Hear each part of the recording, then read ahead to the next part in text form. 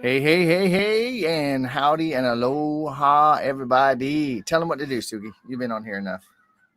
What do they do as they come on? Comment hi, aloha, or howdy from wherever you are. Beautiful. Well done. If you want to type in where you're attending from, that lets everybody watching just get a feel for the groovy international audience that is participating on these quantum question sessions. You coming to say hi, No. Adian? No? Okay, you can go watch out there, buddy. No. What you going to do? You're going to watch in here? All right. So howdy and aloha. Welcome, everybody. As you come on a beautiful, we got a beautiful Saturday. So thought you weren't coming to say hi. You are. Hey. Hello. Let's go. Oh, my God, you did Hello. not used to be this big or heavy. We got to stop feeding you. No. Not going to happen. I'll tell you what, you can sit on my knee till my... All right, beautiful. Here we go. I was wondering, we got a beautiful Saturday. People might be all at the beach or chilling out or something. Hey, Peter, good to see you, buddy. Samir, good to see you. Hillary, Jennifer, hey. Diane. You know, that makes the difference, Jennifer. Hey there. Kathy, Diane, welcome. Aloha. Hey, Kurt. Peter. Hello, Peter. When is that Rochelle? Yeah, Win is in France. Rochelle in South Africa. Natalie's been showing up more and more. Hey there, over there in Belgium. New Zealand? Yeah. Oh. Sorry, I spelled that wrong. It's okay. All right. Philemon. Hey, Philemon. Brandis, good to see you. Curious about how you're doing after our session the other day. Okay, buddy, you get heavy. Florida. Yeah. Jennifer. That was Andrea. Oh, hi, Crystal. All right. Hey, Crystal, love you. Give Michael a hug. Michael, give Crystal a hug. Just remember, that's my daughter. Don't let it go past a hug, buddy. Hey, David over on the other side of the island. All right, so let's get to it. Nalini, good to see you. Hiya. All right. Hiya. So, curious about, now we're going to get focused, everybody. Curious about what I can help with today. And the bottom line is always going to be that love is the answer. Love is the answer. Stepping into love today. Adi, we're going to have to set up a stool for you if you're going to be in here, okay? Okay. That'll be a little bit easier. All right. Natalie's happy to see you guys too. All right. So I am here for what you bring up. And if nobody brings up anything, I'm just going to launch in as I am wont to do. Hey, Christine over in the UK. So Jennifer is choosing presence. She's had enough of that overcomplication. All right. So why is today the day that I finally got that breathing really is the key? Breathing is the key to presence, and presence is the key to tapping into my infinite, unlimited being. And when I'm present, I find myself automatically assuming benevolence continuously, constantly, ongoing.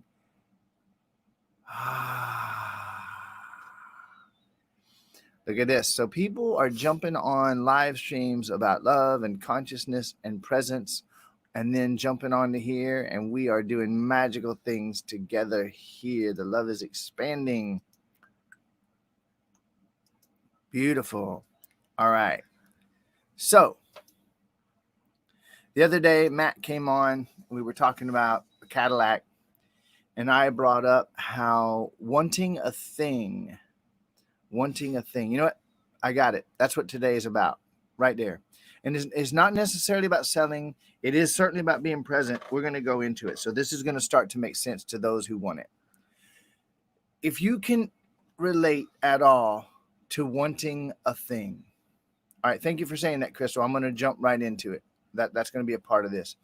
So who on this live stream today can relate to wanting a thing? I want a new phone. I want a trampoline. I want a brand new car. I want a nicer, bigger house. So this is not necessarily about wanting more love or wanting more connection or wanting more joy or wanting more peace in the world. This is about wanting a thing. So I want a car, I want a house, I want a thing, right?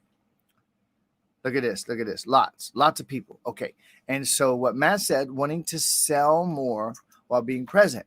And the other day, Matt was talking about this car. And what I very gently and lovingly did was I said, it's totally fucking stupid to want a car. I didn't say it in those words. And I don't really exactly mean it, but I kind of do. It's stupid. It's crazy and ridiculous to want a car. Because when you want the car, you're putting yourself in opposition to everything that you think and believe that you know about why you shouldn't have the car. And what are people going to, people are going to think I'm cool if I have that car, but other people are going to think I'm an asshole if I have that car. And they're going to be like, what a jerk driving that new kind of. So there's all this conflict. But if I could feel what it's like to be driving that new car, how would I feel in that brand new Cadillac CT5?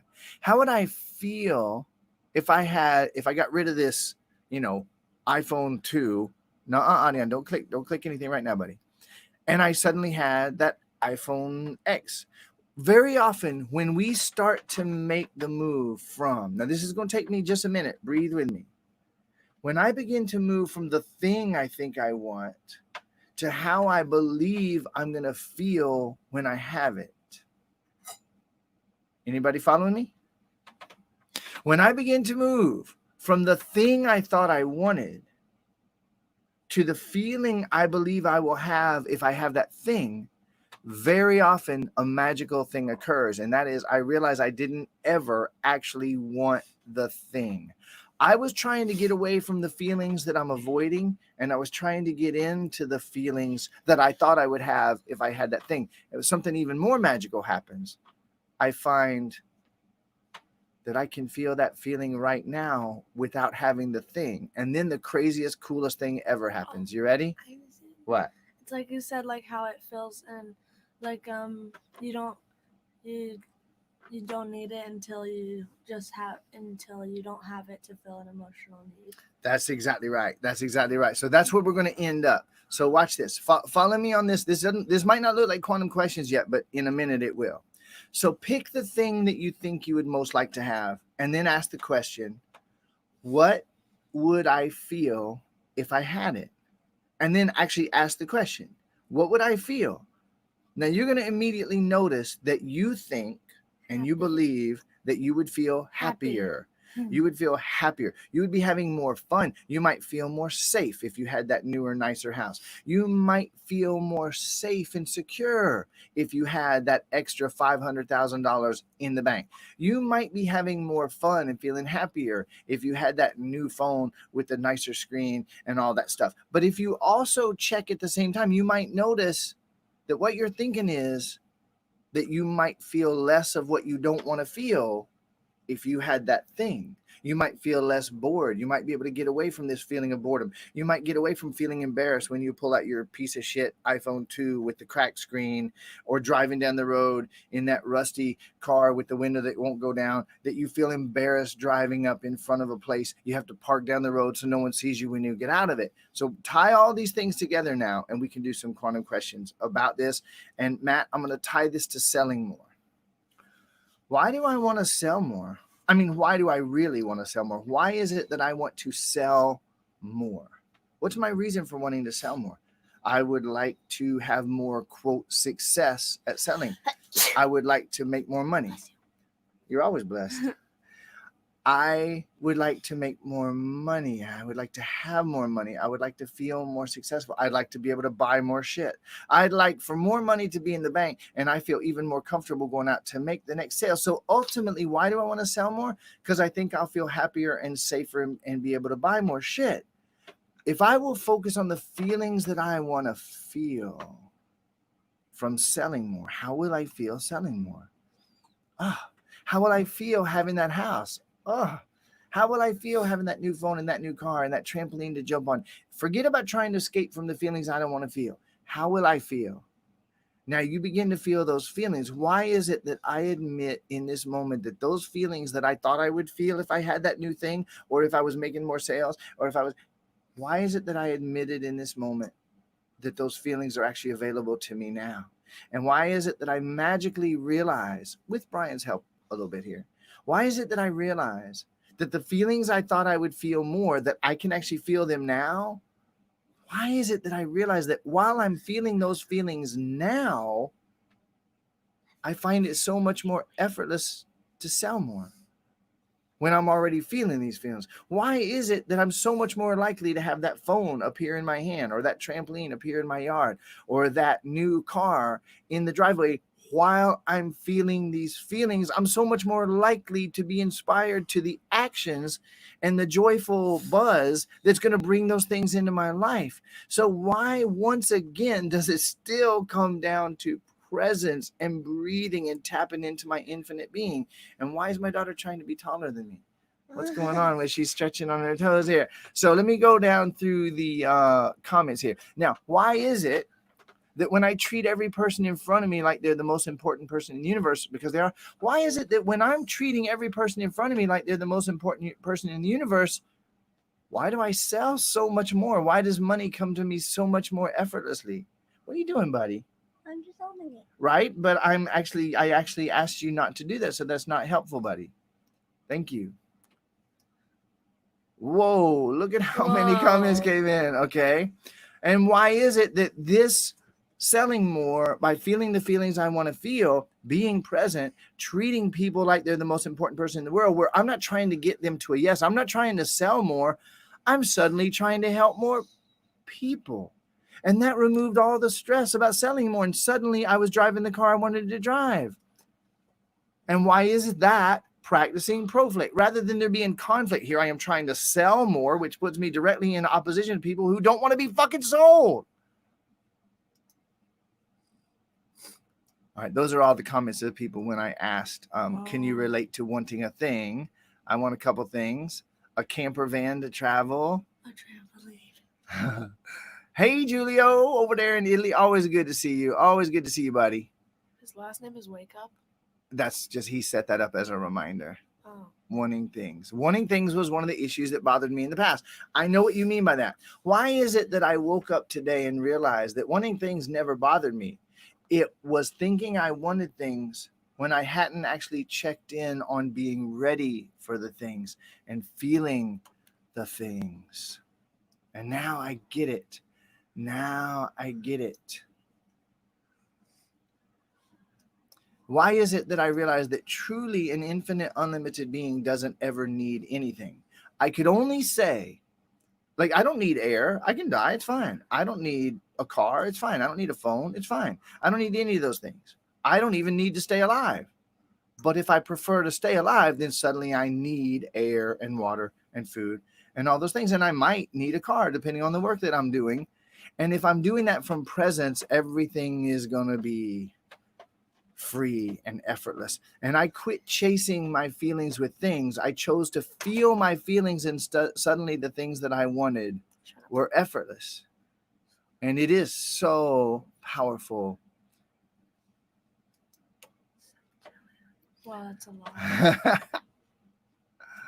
Oh yeah. So when I feel, let me ask a common sense question. Would you say, Erica, Carl, Tom, Jennifer, everybody, would you say that you're more likely to take the inspired actions to bring the things you want into your presence when you're calm and present and feeling joyful?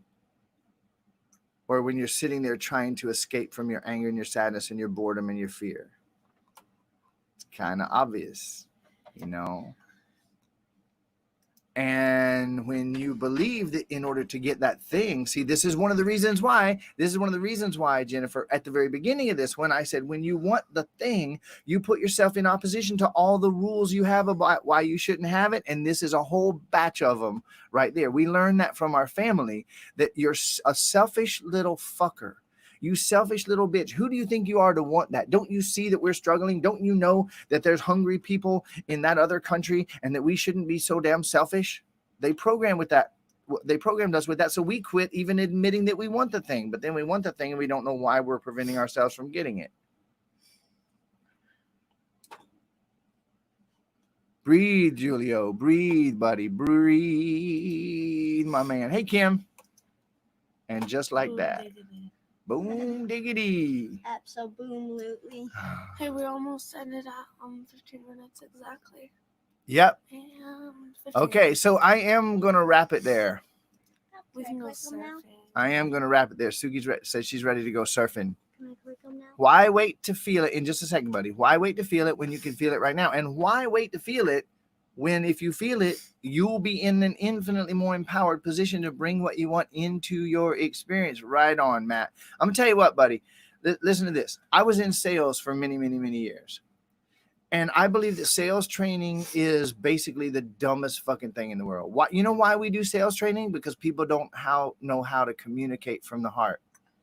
Sales training is what you do when you don't know how to communicate from the heart. Because when you know how to communicate from the heart, you show people, here's what I got. Here's how it'll benefit you. Would you like to buy it? And you don't try to get a yes. And you don't try to sell more. So I basically untrain salespeople these days, and I've been thinking about one of these days creating an unsales training. What are you pointing at, buddy? What are you pointing to? This one? No, I love it. That one. Yeah, man. Yeah, man. Be present, Tom, like never before, and watch the miracles unfold with your family today. I promise you, I'm going to be doing that. Look at this. Look at this, everybody. Hello. Love you so much. We're gonna have a stool in here for you tomorrow if you want to be on with us, audience. You want to click them?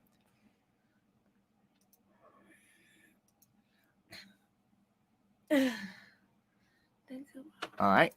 Now just slide that thing. Slide it. Nope. Slide this down. Slowly. Slide it slowly so you can see them all. All right. Cosine that boom diggity. What was that? All right, let's wrap it up. Let's wrap it up, you guys. We're past 15 minutes. All right, everybody. I'll lift you up one more time, audience. You can get on my knee. Ready? Okay. Here we go. So, I love you and we love you. I'm really grateful that you're on with us. I'm grateful my kids are here for this. Can you imagine? They're not going to go through most of the crap that we did. Unless, of course, they choose to. And if they choose to, that's fine.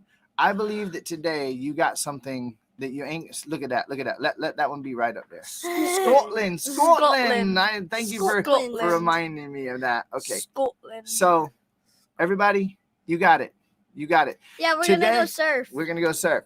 Today is the day that you can begin to live this. And I'm going to recommend those of you, especially if you are in sales, you want to watch this thing 10, 15 times. Set a reminder to just watch it. It's 15 minutes. Watch it every day for the next week and watch what happens to your sales. And I'd love to hear about it. Love you all. Aloha, everybody. Bye-bye. Bye.